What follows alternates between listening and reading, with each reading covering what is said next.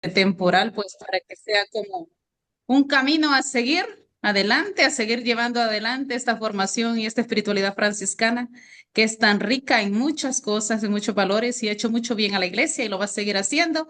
Y los responsables somos nosotros de llevar esto adelante y seguirlo cultivando en las nuevas generaciones. Entonces, bienvenidos todos. Vamos a darle un espacio también a Fray David porque él es el director del centro. También él tiene una palabra para todos ustedes este momento. Y luego la oración y ya empieza Fray Anselmo. Bien, buenas tardes, paz y bien. Bueno, es un gusto poder saludarles, hermanas, hermanos. Saludos a Fray Anselmo, allá en Nicaragua, qué bueno verlo conectado. De hecho, Fray Anselmo estuvo con nosotros en el Centro Franciscano, ¿verdad? Director hace unos años, ¿verdad? Así que algunas de las hermanas lo recordarán. Y bueno, agradecemos el espacio, ¿verdad? A la familia franciscana porque nos han ayudado también en este encuentro.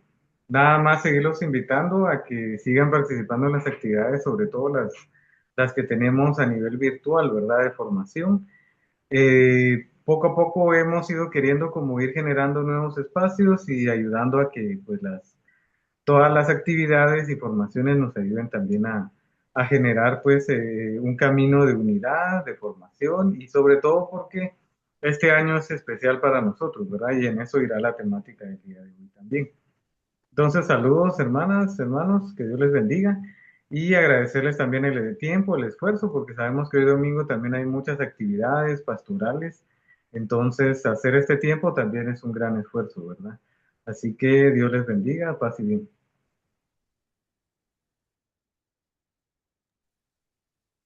Entonces iniciamos con el espacio de oración con la hermana Élida que ella va a dirigirnos esta oración inicial. Paz y bien, hermanos, buenas tardes. Buenas tardes. Bienvenido, Fray Anselmo, de mucha alegría que esté con nosotros. Y bienvenido a todos los hermanos y hermanas que ya nos hemos conectado. Vamos a dar inicio a esta formación de la tarde, dándole gracias a Dios por este momento que Él nos regala. Encomendémonos a la intercesión de nuestro seráfico Padre San Francisco para que este inicio de formación sea de muchos frutos espirituales para nuestra espiritualidad y para nuestra vida personal. Digamos juntos, oh alto y glorioso Dios, Glorioso Dios, ilumina ilumina las las tinieblas de mi tinieblas de corazón nuestros. y dame fe recta, Recta, esperanza esperanza sana, cierta, caridad caridad perfecta, perfecta, sentido sentido y y conocimiento, conocimiento, Señor, Señor, para que para cumpla cumplir tus tu santos santo y y veraz veraz mandamientos. mandamiento. Amén. Amén.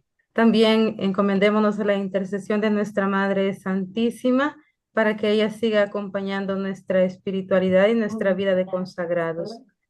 Dios te salve María, llena eres de gracia, el Señor es contigo, bendita eres entre todas las mujeres y bendito es el fruto de tu vientre Jesús. Santa María, María, Madre de Madre de Dios, Dios, ruega por por Ruega nosotros por nosotros nosotros. los pecadores, ahora y en la hora de nuestra muerte. Amén. Amén. Y quedamos reunidos en el nombre del Padre, del Hijo y del Espíritu Santo. Amén. Amén. Por ahí le dejamos el espacio.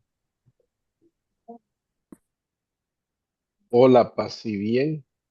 Paz y bien. Pase Me bien. alegra estar con ustedes, me alegra compartir este momento tan importante, el recorrido de estos centenarios. Y bueno, yo que estuve al frente del centro franciscano, como ya señalaba Fray David, junto a dos hermanas buenísimas, ¿verdad? Que trabajábamos codo a codo y también con la familia franciscana. Apague el micrófono, mi hermanita, que escuchamos todo ahí. Entonces estábamos allí y quiero recordar también a la hermana Chonita que ha pasado a la presencia del Señor, una hermana muy entregada, muy espiritual y una hermana a quien recuerdo con todo el corazón en cuanto a los acompañamientos y el hecho mismo de apoyar al centro franciscano y sobre todo a la familia franciscana.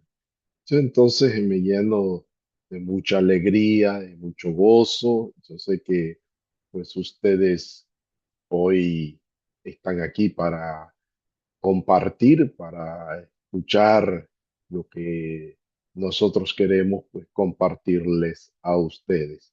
Esta experiencia es muy reconfortante en el sentido de que al escuchar algunas características o algunos elementos de nuestra espiritualidad franciscana, pues esto nos dé fortaleza en nuestro caminar. Tenemos tantos retos y desafíos y bueno, de esa manera queremos pues fortalecer nuestro caminar, fortalecer eh, esa identidad franciscana, ¿verdad? Que nos tiene que caracterizar a todas y a todos. Bien, ahí tenemos un poquito del recorrido que vamos a hacer en algunas cosas. Hay mucho contenido, ciertamente, ¿verdad? Para acercarnos a este recorrido, pero bueno, vamos a intentar hacer algunas cosas bastante resumidas. Siempre enfocados en la persona de Francisco. Y vamos a ver que ya al final de su vida, es decir, 6 años antes, hay algunos hechos que van a forjar la madurez humana y espiritual de San Francisco. Estos acontecimientos principian aproximadamente en el año 1220.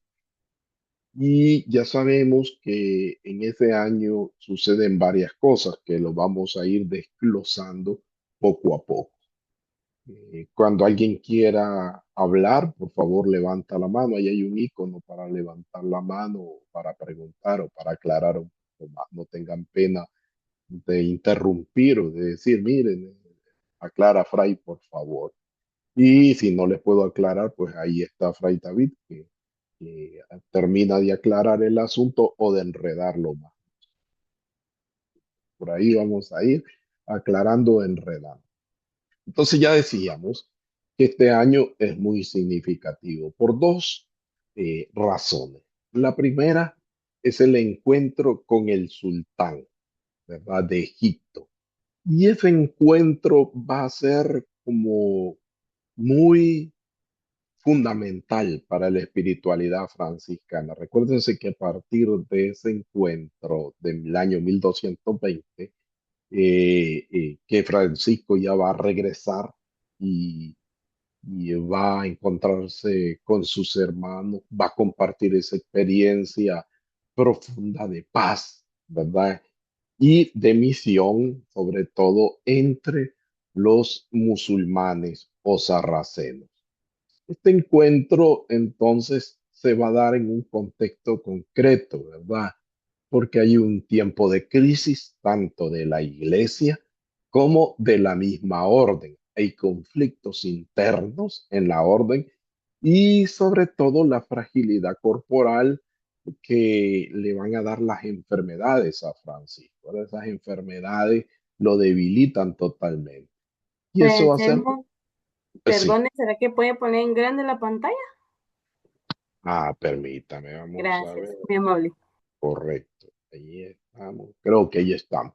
Sí, Ahí estamos, gracias. muy bien. Entonces, esos detalles que ya decíamos son muy importantes. Las crisis, los conflictos.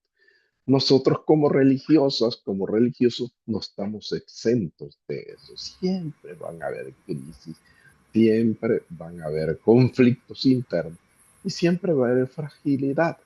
Más de alguna hermana es muy frágil, más de algún hermano es muy frágil. Eso es parte de nuestra humanidad. Y los hay quienes son más frágiles y quienes son fuertes también. Entonces aquí hablamos de Francisco que está viviendo en ese contexto difícil y hay un hecho fundamental. Rosita, si apagas usted tu micrófono, por favor, que se escuche. Entonces hay un hecho fundamental, que es que Francisco renuncia al servicio de ministro general.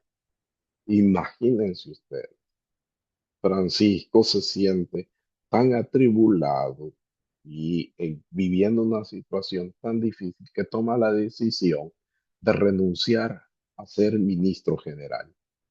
Aquí hay dos cosas importantes.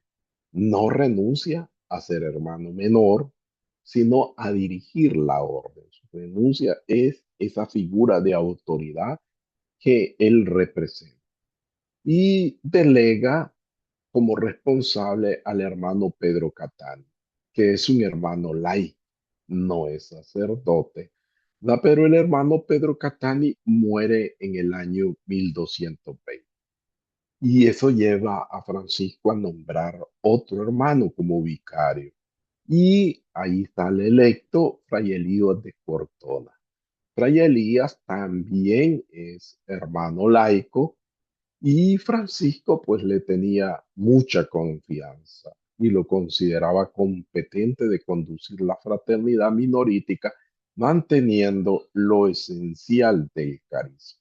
Lo que se busca en estos años es mantener la fidelidad del carisma, porque ya sabemos que los frailes ya van saliendo por toda Europa y más allá de Europa con Francisco en el encuentro del sultán. Entonces los frailes comienzan a dispersarse por muchos lugares y eso es peligroso.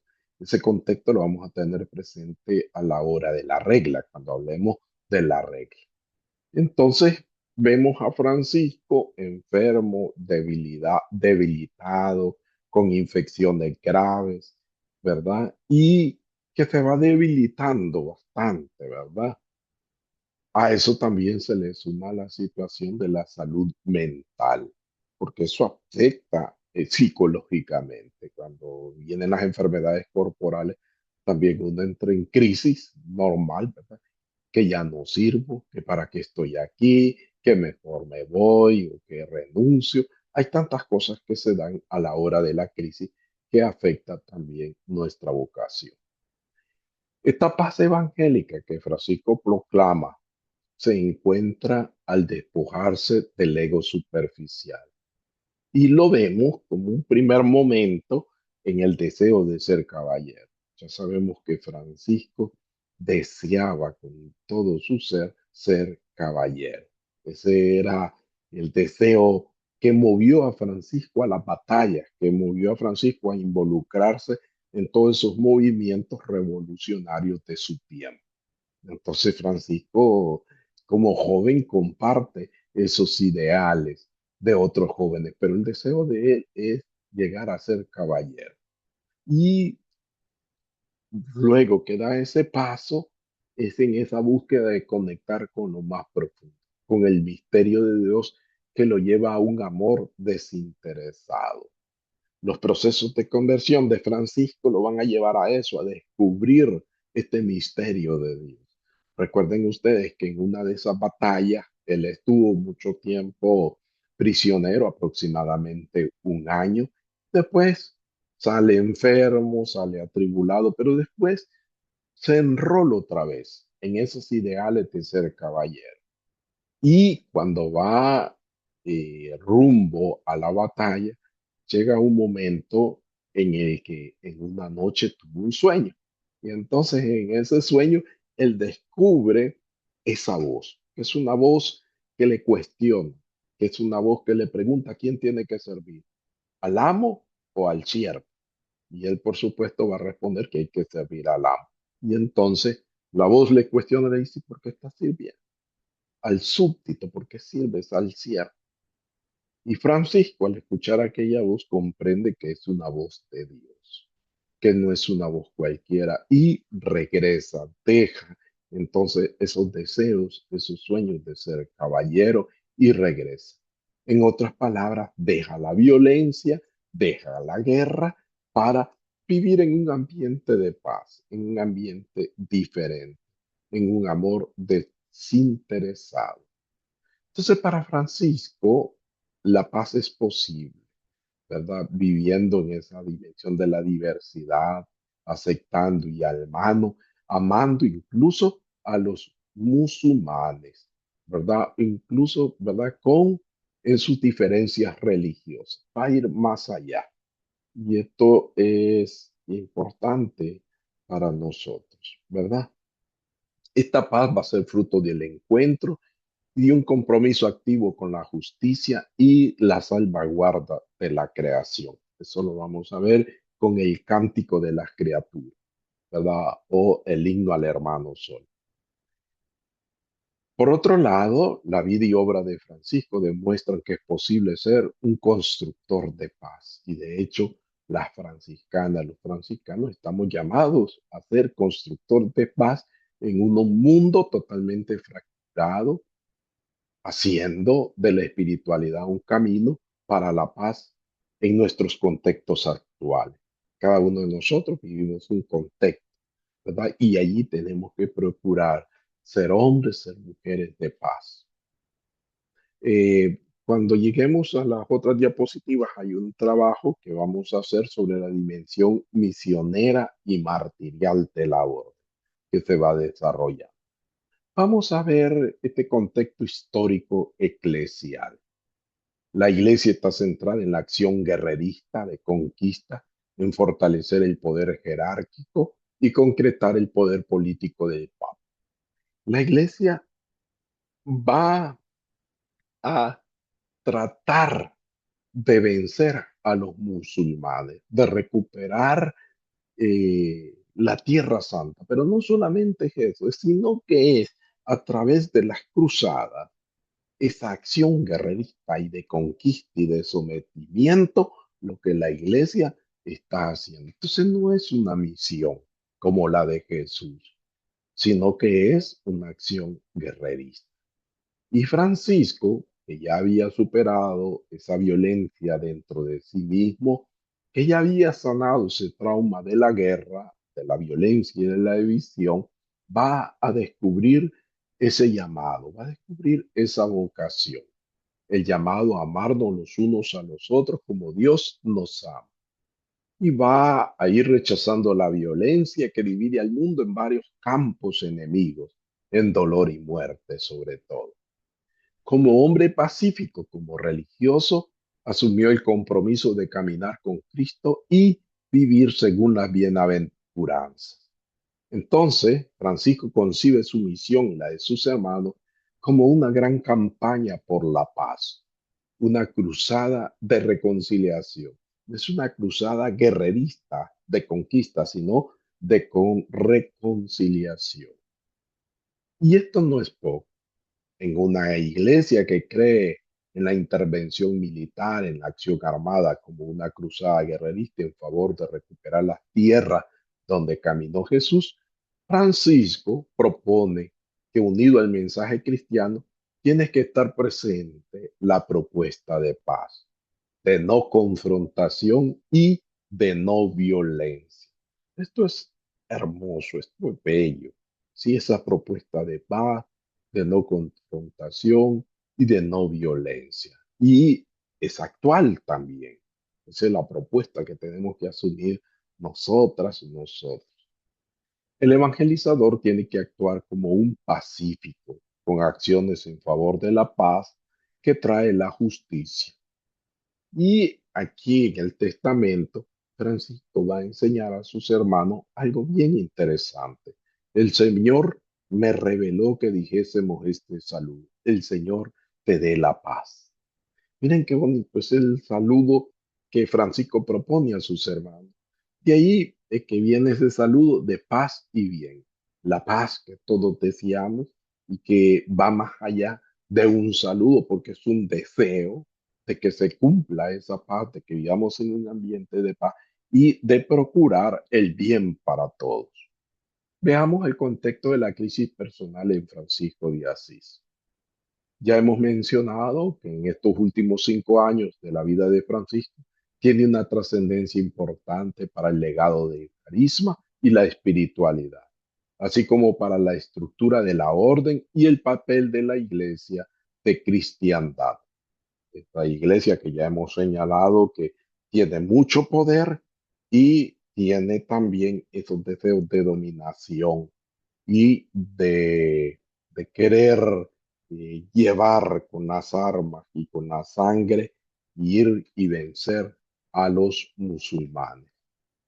En esta primera característica de este momento existencial de Francisco es que, como ya hemos dicho, deja de ejercer el servicio de autoridad como ministro general de la orden. Ya hemos dicho que dejó a dos hermanos laicos como él que dirijan la institución. Esta situación demuestra el sentido de crisis en Francisco, muestra los enfrentamientos continuos con sus hermanos, sobre todo con los sacerdotes, su cansancio de lidiar con las situaciones o problemáticas de la orden. Y aquí, como ya decíamos, entra en juego la regla, ¿verdad? Ese conflicto obliga a Francisco a escribir una regla. En el año entonces 1221, ya dejamos el año 1220 y pasamos al año 1221, Francisco busca plasmar con la ayuda de los frailes, aquel proyecto de vida que propuso al Papa Inocencio III en el año 1209. Recuerdan ustedes que para ese tiempo el Papa de viva voz aprueba esta forma de vida. No hay ningún documento, no hay ningún escrito, no hay nada de eso. Entonces, pues esta forma de vida va tomando cuerpo a lo largo del caminar de la fraternidad en la iglesia, con cuatro columnas fundamentales, que en el centro de todo eso, o dicho de otra manera, gira todo en el vivir el santo evangelio de nuestro Señor Jesucristo. Eso es lo fundamental. Y estos cuatro pilares van a ser la vida de oración, la vida en fraternidad, vida entre los menores y vida de evangelización. Esos son los cuatro pilares fundamentales, ¿sí? El escrito legislativo de la regla novulada expresa el rumbo que Francisco busca institucionalizar como forma de vida. Pero aquí viene algo paradójico. A la jerarquía romana y a los frailes doctos no les pareció el contenido y la estructura literaria de esta regla novulada. Sí, por eso es regla novulada, porque no la aprueban, no están de acuerdo con Francisco ni con esta estructura, que si la vemos así es bellísima, ¿sí o no? Si la vemos como una vida de oración, como una vida en fraternidad, como una vida entre los menores y como una vida de evangelización que nos lleva a vivir el Santo Evangelio, pero no están de acuerdo. Entonces, en el año 1223, es decir, 2 años o 3 años después, se elabora en el eremitorio de Fonte Colombo la regla que recibirá la bula papal, un texto más breve que el de 1221. El de 1221 está compuesta de 24 capítulos. La de 1223 está compuesta de 12 capítulos, o sea, la mitad, se reduce a la mitad, pero mantiene los contenidos principales del carisma. De ahí que la fraternidad nace de la afiliación en Jesús y a la iglesia. No hay fraternidad sin experiencia de fe, seguimiento, oración, sin oración y sin Eucaristía. Y esto es fundamental, esto es clave también para nosotras, para nosotros, porque en la crisis lo primero que nosotros perdemos o diluimos es la oración.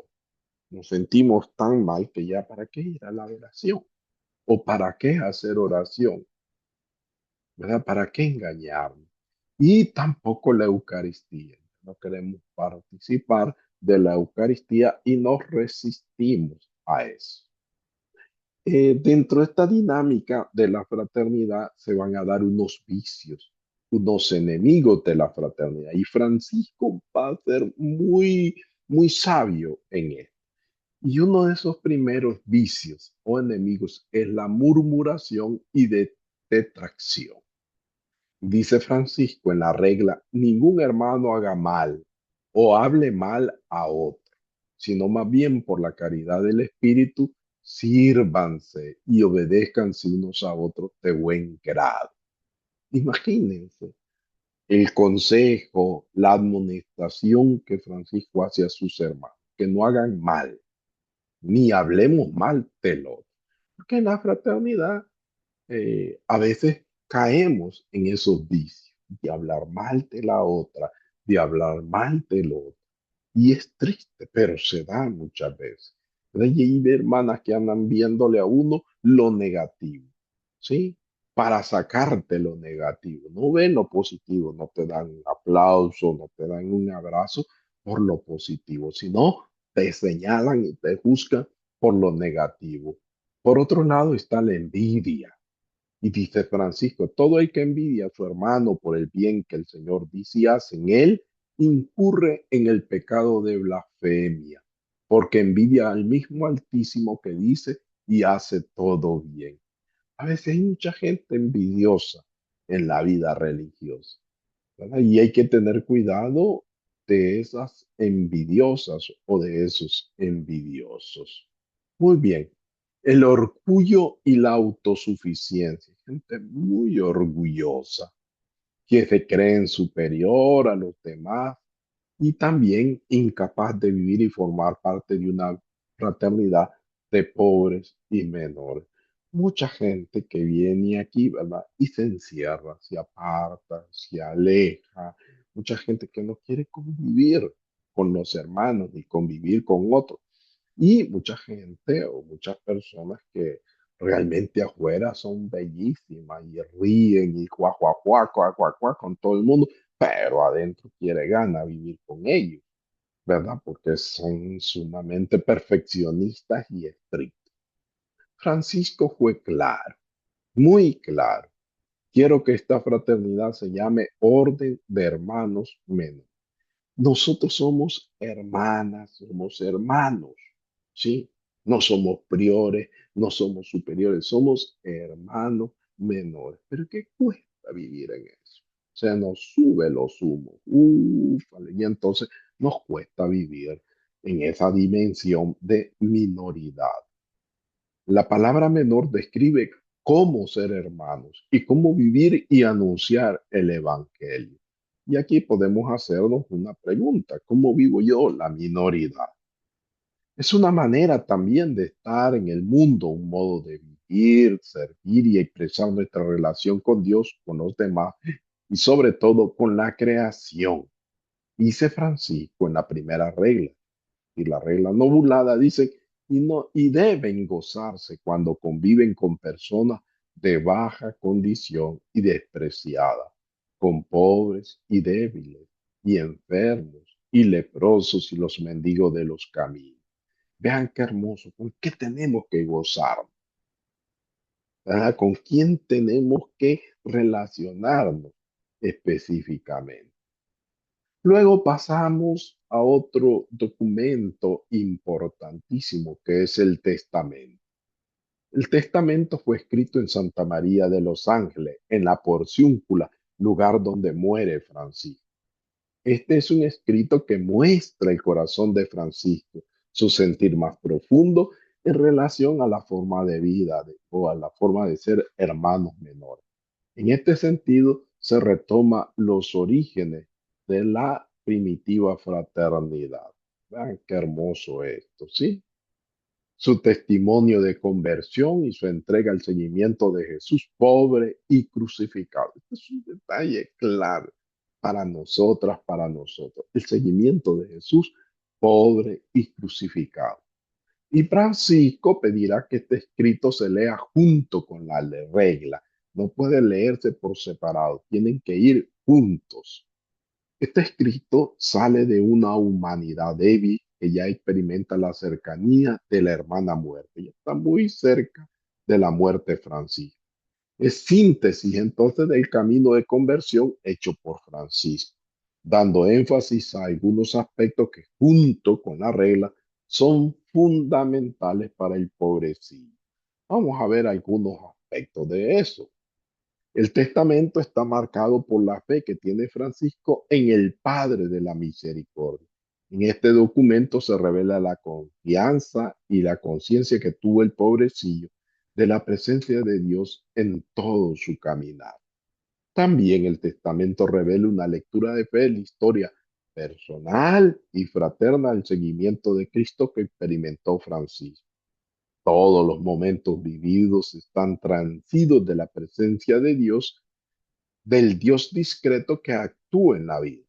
Por eso, con toda firmeza, Francisco expresa que el Señor me dio a mí el comenzar, pero el Señor mismo me llevó entre ellos, entre los leprosos, entre los pobres, y lo que me parecía amargo se me convirtió en dulzura del alma y del cuerpo. Vean qué hermoso aquello que me parecía amargo, aquello que del otro se me convierte en dulzura del alma y del cuerpo.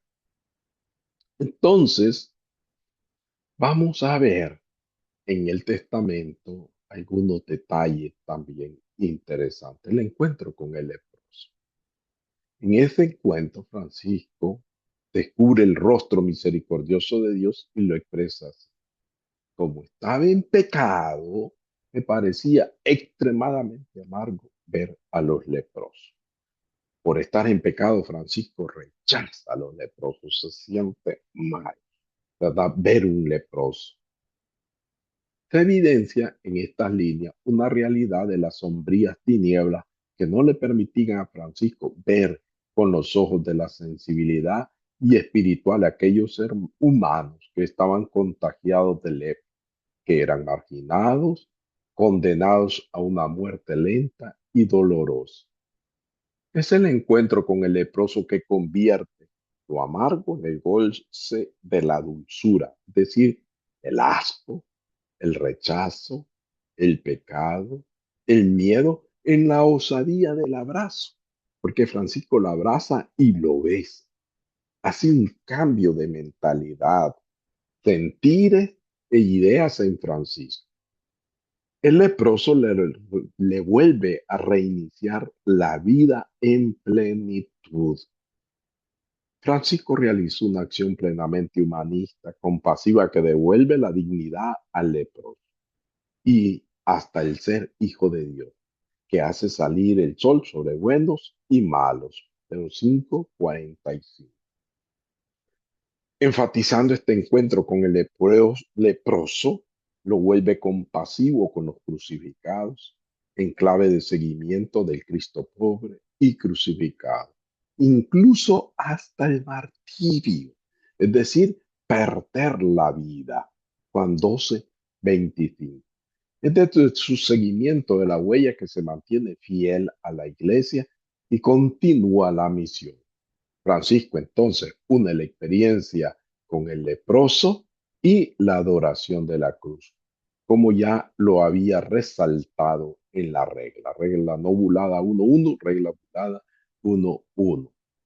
Un requisito importante para iniciar la aventura franciscana fue el despojo de los bienes, el renunciar a un estatus, a los privilegios y jerarquía religiosa, y comenzar sin propio el camino de penitencia y gracia de ser hermano menor. De este modo, desde esta atrevida mirada, será un aporte a la iglesia desde el cariño, siendo una pastoral y evangelización con características basadas en la fraternidad y minoridad, marcada por una firme opción por los empobrecidos y excluidos por el sistema, ha ejemplado en el leproso, ¿verdad? Entonces aquí vemos que el despojo de Francisco lo llevó a todo eso, a una entrega total. Se despoja de su ropa, se desnuda totalmente para entregarse desnudo al desnudo en la cruz. Y luego viene el hecho de la fraternidad como un don. Y dice Francisco, cuando el Señor me dio hermanos, es el Señor que le da hermanos. Él no los escoge, Él no los elige, sino que es el Señor que le da hermanos. La fraternidad entonces es el eje transversal de la vida de un hermano menor. Así lo reflejan varias de las admoniciones que exhortan a vivir en unas relaciones humanas sanas. Vean qué importante, compasiva, como discípulos de Jesús. La fraternidad en Francisco tiene una clara dimensión divina. Esto es, que el hermano recibe una gracia de ver en todo momento al otro como hermano. En esta apertura radica el ser hermano menor. Es el diablo entonces que nos pone en contra de los hermanos a pelear con los hermanos. Y aquí hay algunos aspectos valiosos del testamento. Francisco sigue firme en que los frailes trabajen en los diferentes espacios y lugares, ¿verdad? Siempre que sea desde la minoridad. El fraile, la hermana, el hermano tienen que trabajar. Sí, eso es uno de los detalles importantísimos, fundamentales, porque hay unos que vienen y creen que vienen a soplarse la panza y que los frailes no trabajan, que las hermanas no trabajan. Santo Dios, y las hermanas son como una hormiguita, trabajan y no paran y no paran. La dignidad que da el trabajar tiene dos dimensiones: la de ser siervos sencillos que trabajan con otros trabajadores pobres. Después de ser destituido Fray Elías, hermano laico, comenzó un fuerte proceso de clericalización en la orden de los hermanos menores ya por el año 1239. Estamos adelantando, ¿no?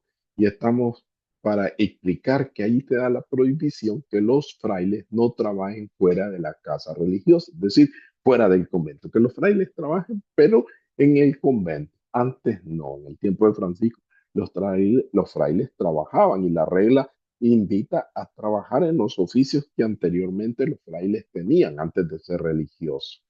Entonces, ahora los frailes y sobre todo los hermanos laicos tienen que dedicarse a los asuntos de la casa, a lo interno de las casas. Yo estuve un tiempo en México y era interesante ver que los cocineros eran los hermanos laicos, ¿verdad? Consagrados. Los sacristanes eran los hermanos laicos, o sea, trabajaban. Nosotros en nuestra provincia hemos dado un paso más en eso, ¿verdad? Porque no hay ningún hermano laico que sea cocinero y no es que sea malo eso. Estoy diciendo eso, pero lamentablemente seguimos ese principio de que los frailes trabajen en la casa, que no salgan del convento. Francisco vio venir esta situación, donde se relega el ser hermano y se prioriza el ministerio del orden sacerdotal. Así lo define Francisco. Yo trabajaba con mis manos, no por la codicia de recibir la paga. Y cuando no nos den la paga, recurramos a la mesa del Señor. Por eso somos mendicantes, ¿verdad? El Testamento 2022. Trabajar con las manos tiene hoy mucha simbología. Nos ubica en la lucha de la justicia social y en una nueva visión del trabajo solidario en el mundo. Entonces, la orden ha crecido en hermanos y en estos años entra en conflicto con los hermanos, ¿verdad? Y aquí pues también hay otras cuestiones como son las universidades, ¿verdad? Otros que querían servir a los prelados en la iglesia, que resaltaba la conversión y prédica contra los herejes. Francisco tiene la convicción de que para ser hermano menor no se puede poseer propiedad, menos recibirlas en nombre de Dios. Dirá en el testamento: guárdense los hermanos de recibir absolutamente iglesia.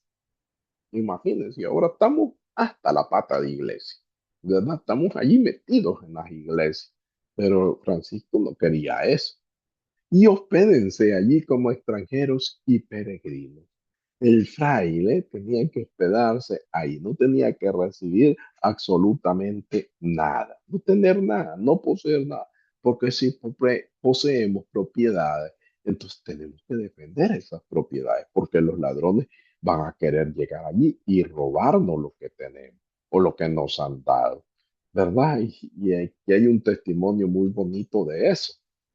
La obediencia eclesial está supervalorada en la iglesia de la cristiandad.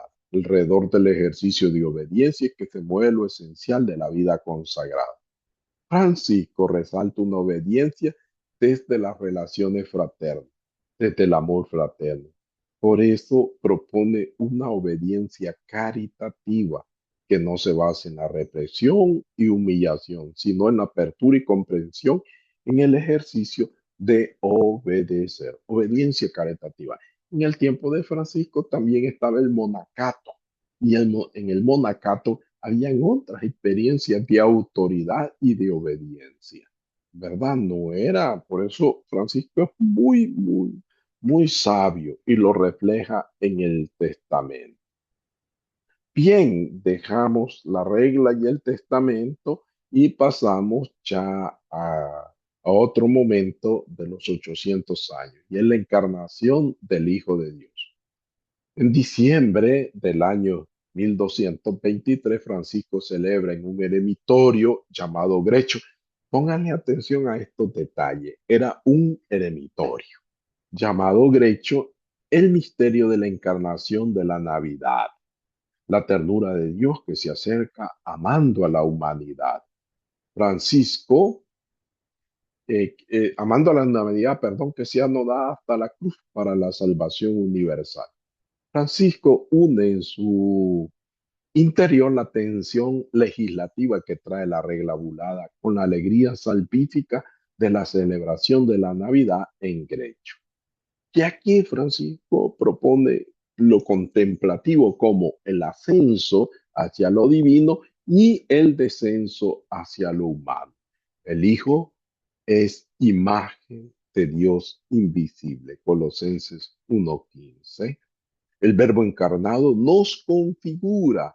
Y aquí se da entonces esta dimensión kenóptica y de cruz, que reconcilia todas las cosas con Dios. Primera carta a los fieles, 1:7, segunda carta a los fieles, 10:13 y 48:62.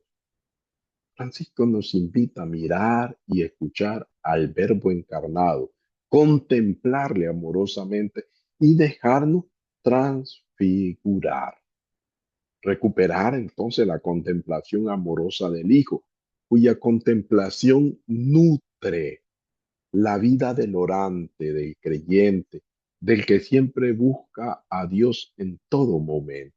Entonces es la contemplación la que va a nutrir, por eso este eremitorio en esa vivencia que se da. Francisco contempla que Jesús se ha encarnado en el vientre virginal de María. Entre los pobres y marginados ha sido enviado a nosotros para salvarnos.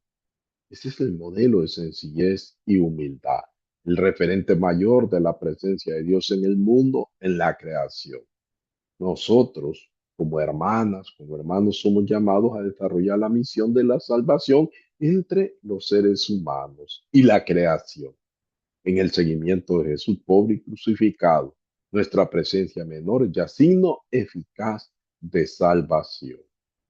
Entonces, celebrar la Navidad como hermanas, como hermanos, como fraternidad, que busca cotidianamente el sentido de transformación y humanización de las relaciones de convivencia para erradicar todo conflicto interno, toda la lucha entre unos y otros, todo individualismo y egoísmo, que se manifiestan claramente en la pastoral.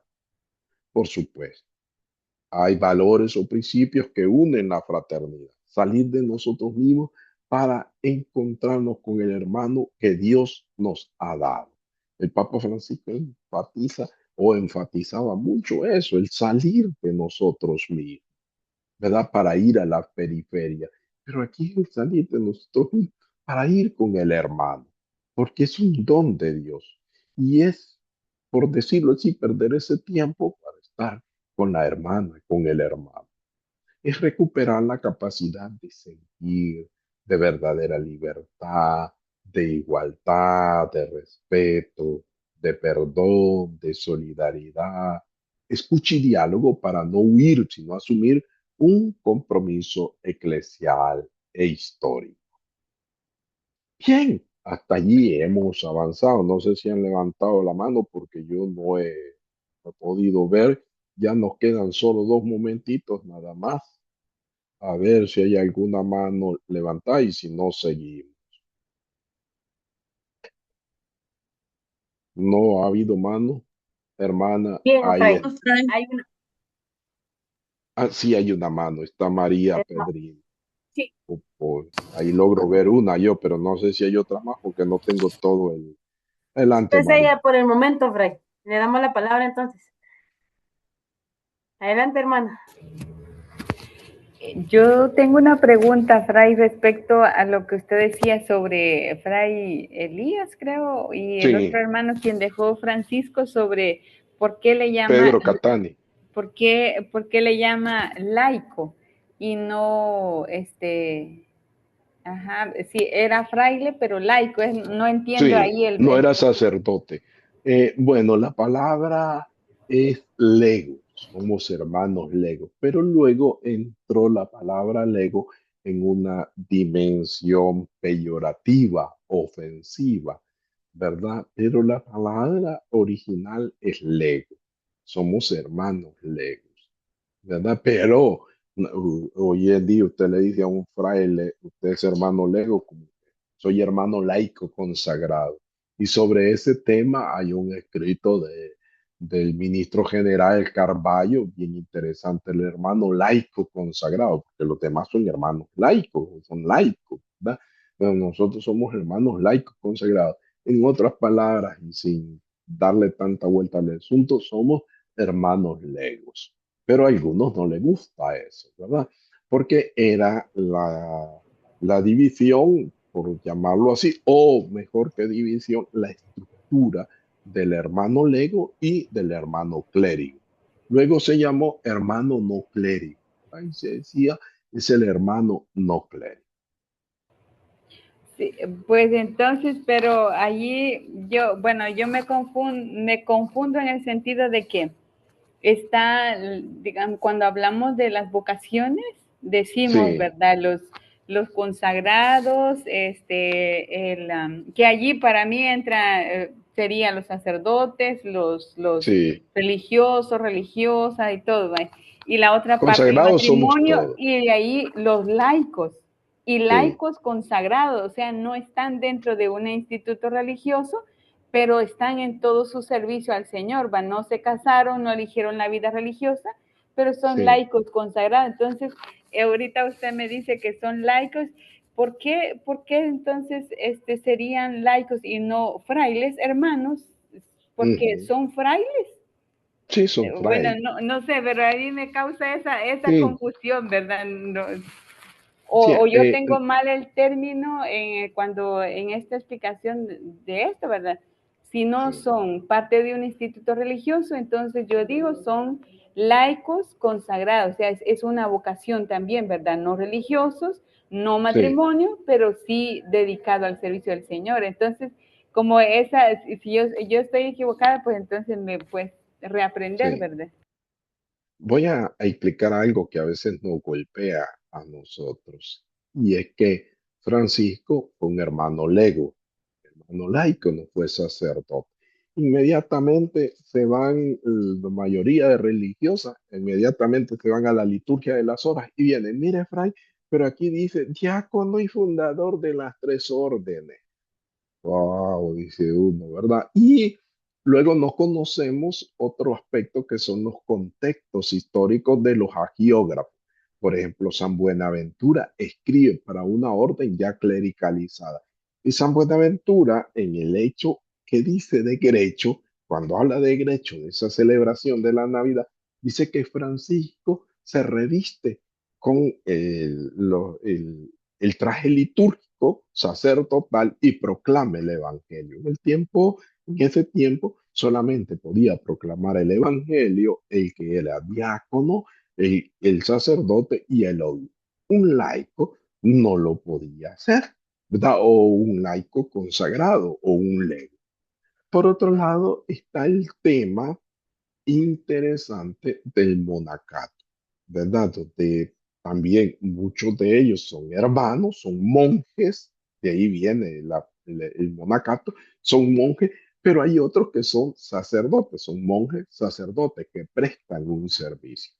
Este es un tema como el de la pobreza. El de la pobreza, y estos son dos temas bien candentes que nos han metido y nos han retorcido por todos lados, ¿sí? Entonces, hay que tener un poco de comprensión de los términos más actuales. Por eso hablaba de Carballo, que ahora es arzobispo, pero cuando fue ministro general, él trabajó todo este tema del hermano laico, ¿verdad? Hermano laico consagrado. Y hoy en la iglesia, pues hay muchos institutos de vida laical. Ese es otro aspecto. Hermana Yolanda, Sí, yo solamente, buenas tardes, Fray buenas tardes. Anselmo, soy terciaria capuchina, ¿sí? Oh, qué bien. Sí, solamente quería decir que, no sé si a la hermana pues le sirva, ¿no? Que, que normalmente pues no son términos comunes que como porque nosotras seríamos también hermanas laicas, ¿sí? Porque pertenecemos al Estado laical, pero como mujeres consagradas, que ha sido un gran esfuerzo de la Iglesia, ¿verdad? De ir organizando, pues, esos términos, ¿no? Entonces, claro, al hablar de hermanos laicos, en lugar de decir que todos son frailes, porque la verdad que eso es lo que quiso Francisco, que todos fueran hermanos, Así pero es. ya fue la orden, ¿verdad?, en su evolución, que separó, como usted acababa de decir hace un momento, la parte clerical, que vino a separar el ser todos hermanos menores, porque Francisco no hacía diferencia entre una cosa del otro, para él eran hermanos y eso era todo, los frailes menores. Y luego ya, ¿verdad? Ustedes en las órdenes masculinas sí hacen esa diferencia. Como usted acaba de decir, pues Monseñor Carballo trabajó mucho de dejar de usar el término de lego al de hermano laico. Laico consagrado. Laico consagrado. Nosotras en la vida femenina no tenemos ese problema, ¿sí? Así es, Porque no tenemos la parte clerical, ¿sí? así es Posiblemente si correcto. tuviéramos sacerdotisas, también tuviéramos ese problema. Sí, Ese era mi o, comentario, Fray o Anselmo. Gracias. diaconisas como Romanos 16:1, ¿verdad? Sí, o diaconisas que está avanzando la iglesia en eso, ¿no? Pero es el estado Sí, clerical el que ha venido a separar el hermano laico, pero al final todos son frailes menores, sí. ¿sí? Y en último Porque término, todos han hecho su consagración, ¿no? Sus sí, votos así es, solemnes es lo que les así hace es, posible ser hermanos menores. sí. El Papa Francisco habló mucho de ese aspecto del clericalismo, que es muy Sí. fuerte, ¿verdad? Y ese es un tema fuertísimo. Yo soy hermano laico, yo no soy sacerdote, por ejemplo, pero la gente aquí en la parroquia, Padre Anselmo, Padre, no soy hermano, dígame hermano, o dígame Anselmo. No, al ratito, mire, Padre, tal cosa. Bueno, o sea, la misma mentalidad de la gente y todo eso, inclusive la misma religiosa, de repente, Padre, mire, ay, soy hermano, soy su hermano, no soy sacerdote. Entonces cuesta esto, ¿sí? Bien, vamos a avanzar, ¿verdad? Porque si no, no terminamos. Yo tengo otra actividad y tengo que ir. Pues bien, aquí estamos entonces en en este momento tan importante de la llaga, ¿verdad? Y llegamos a esa cuaresma, esos 40 días en el Monte Alberno, el lugar donde le gustaba ir a Francisco, estar a solas en intimidad con Dios. En septiembre del año 1224, 2 años antes de su muerte, vive la experiencia mística de los estigmas, unas llagas como las de Cristo en la cruz. Los estigmas en Francisco de Asís suceden en lo escondido, en el silencio, en medio de la naturaleza, en la sencillez, en la soledad compartida y en contemplación transformadora. Él se transforma en alter Cristo, en otro Cristo. Francisco se encontraba, según consenso de los investigadores franciscanos, en un estado depresivo, frustrado y desanimado. Es por eso que en la experiencia mística de los estigmas, el Señor le concede, junto con el dolor de la llaga, la paz. Lo que hemos estado viendo anteriormente, la paz en la oración, conocida como la alabanza al Dios Altísimo. Una oración de abandono y total confianza en la presencia de Dios en la vida personal y la historia de Francisco. Los franciscanistas hablan de un momento como una verdadera noche del espíritu, una tentación en la vida de Francisco. Leyenda de Perusa 99.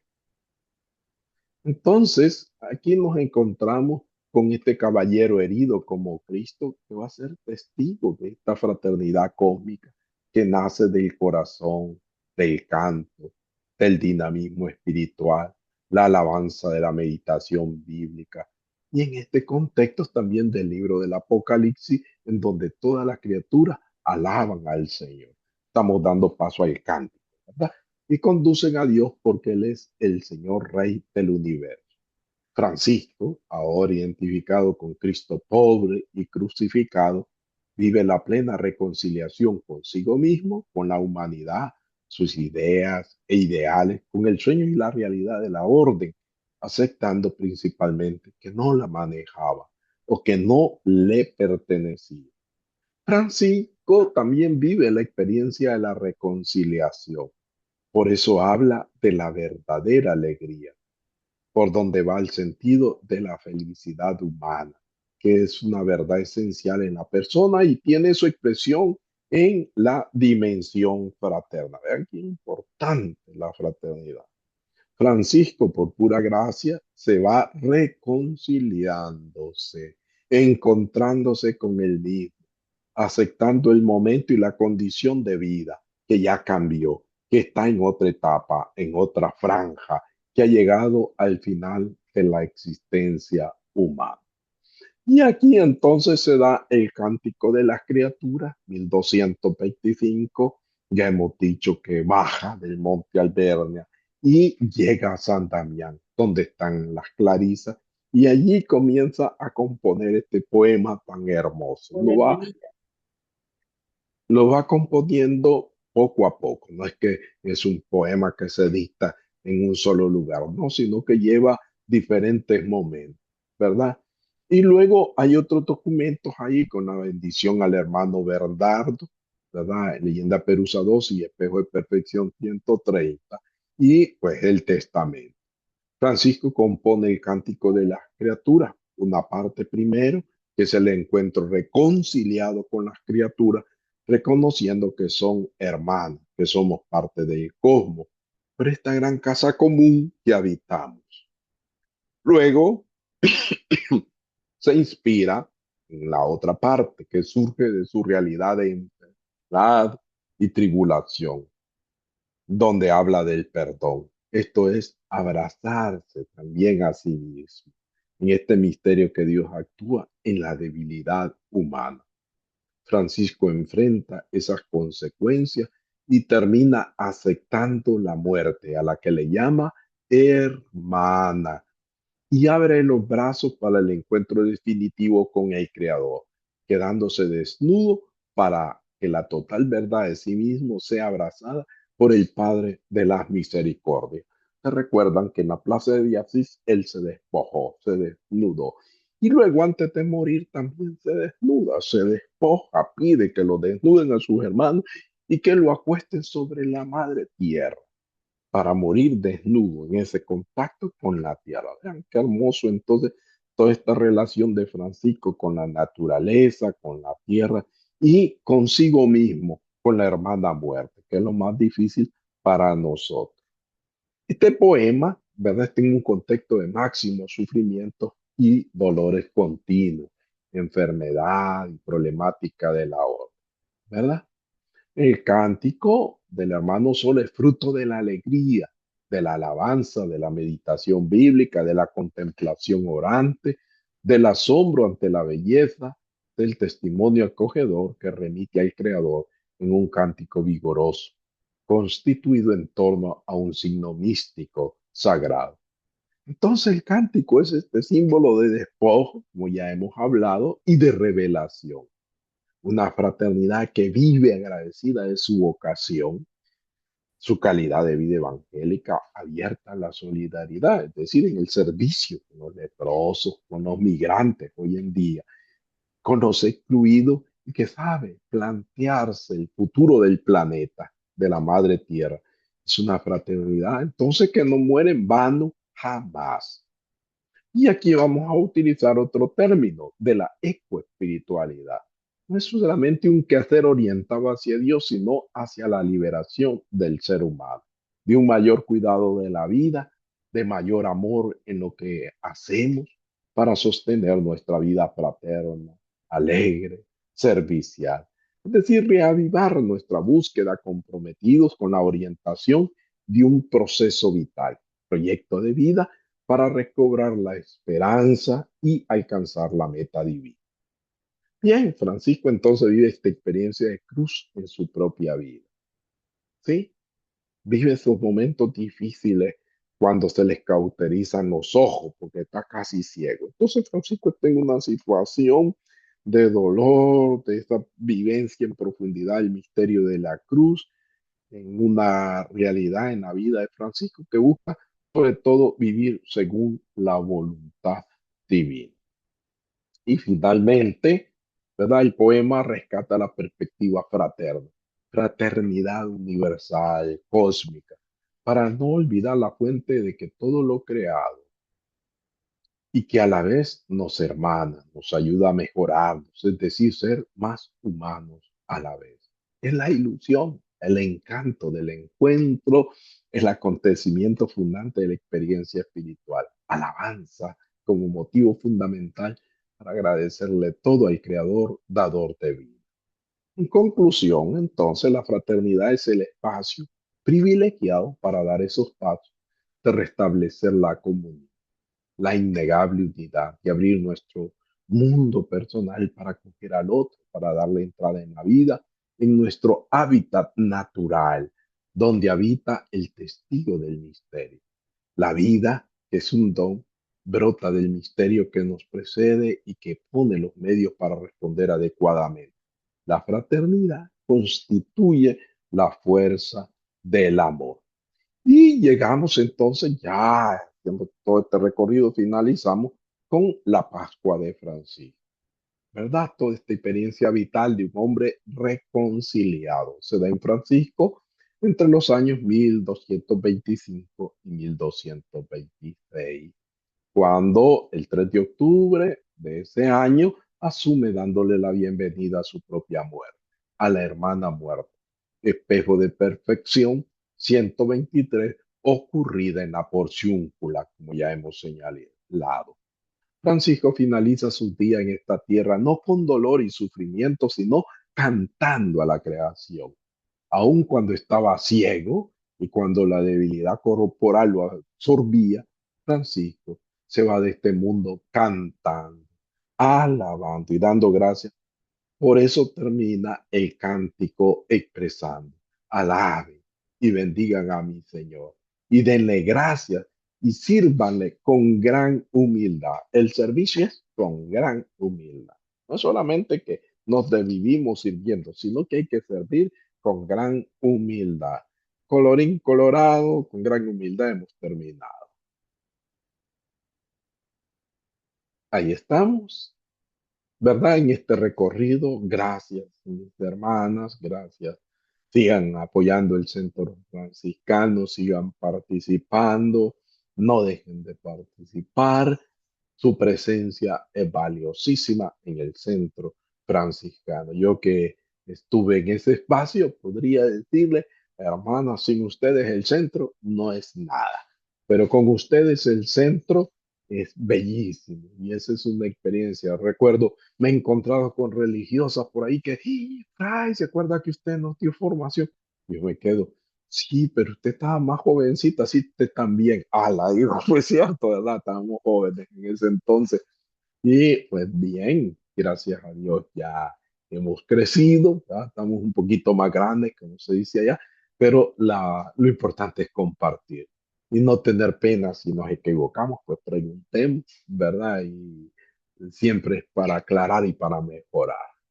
Sí, y qué alegría, ¿verdad? Entonces verle allí en el centro, encontrarme con ustedes. Paz y bien.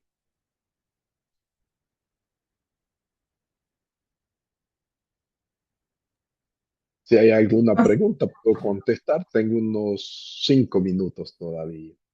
A las 1:30 tengo mi compromiso, pero ya salgo desmangado para allá. Claudia, un gusto saludarte, no te había visto. Ahí está Claudia, Igualmente, que Fray, también, gusto que saludarlo. también trabajó con nosotros, muy valiosísima en el centro franciscano. Un trabajo valioso, nuestra hermana Claudia. ¿Alguna Alguien